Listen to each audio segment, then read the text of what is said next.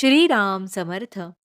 श्रोते हो, आपण ऐकत आहात श्री गोंदवलेकर महाराज यांचे प्रवचन. नामाचे त्रिकाला बाधित श्रेष्ठत्व.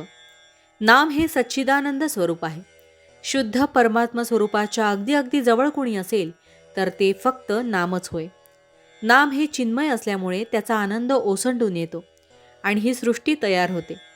अनेक रूपे घडवणे, ती मोडणे आणि नवीन तयार करणे, पण आपण स्वतः मात्र मूळ स्वरूपाने राहणे ही केवढी विलक्षण लीला आहे. खरोखर तुम्हाला मी काय सांगू, बोलायला शिकल्यापासून आजपर्यंत मी नामाबद्दलच बोलत आहे. अजून नामाचे महात्म्य संपत नाही.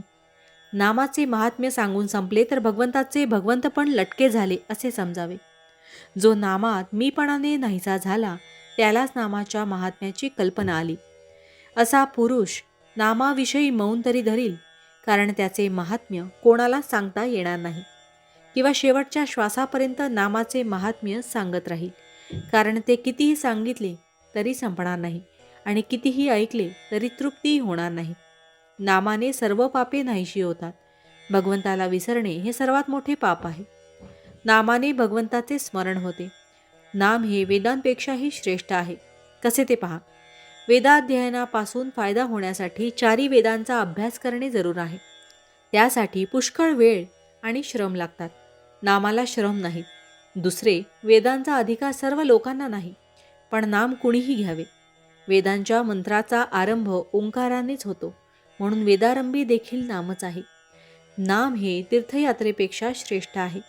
अंतरंगामध्ये बदल होण्यासाठी यात्रा करायची असते, पण त्याला श्रम, पैसा, प्रकृती वगैरे गोष्टी अनुकूल असाव्या लागतात. नाम हे घर बसल्या अंतरंग बदलण्याचा अनुभव आणून देते. पंढरपूरला जाऊन नाम घेण्याचे जर न शिकला तर जाणे व्यर्थ गेले म्हणावे. नाम घ्यावे अशी बुद्धी होण्यासाठीच तिथे जाणे जरूर आहे. नाम हे सर्व सत्कर्माचा राजा आहे. सत म्हणजे भगवंत, त्याच्याकडे नेणारे जे कर्म ते सत्कर्म. इतर कर्मे आडवळणाने भगवंताकडे नेतात. नाम हे साक्षात भगवंताकडे पोहोचवते. नामाने भवरोग नाहीसा होतो. भव म्हणजे विषय. विषयांची आसक्ती असणे हा सर्व रोगांचा पाया आहे. नाम घेतल्याने भगवंताकडे प्रेम लागते आणि इतर ठिकाणची आसक्ती सुटते. नामाने सर्व दुःखे नाहीशी होतात, कारण या दुःखांचे मूळ विषयाच्या आसक्तीमध्ये आहे आणि नामाने ती आपोआप सुटते, म्हणून दुःख नाहीसे होते. शिवाय भगवंत हा आनंदरूप असल्याने त्याला नामाने घट्ट धरला की दुःख त्या ठिकाणी कसे राहू शकेल.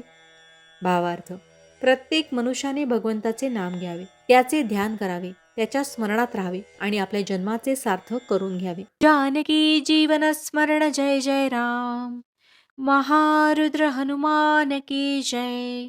समर्थ रामदास स्वामी महाराज की जय. सब संतन की जय.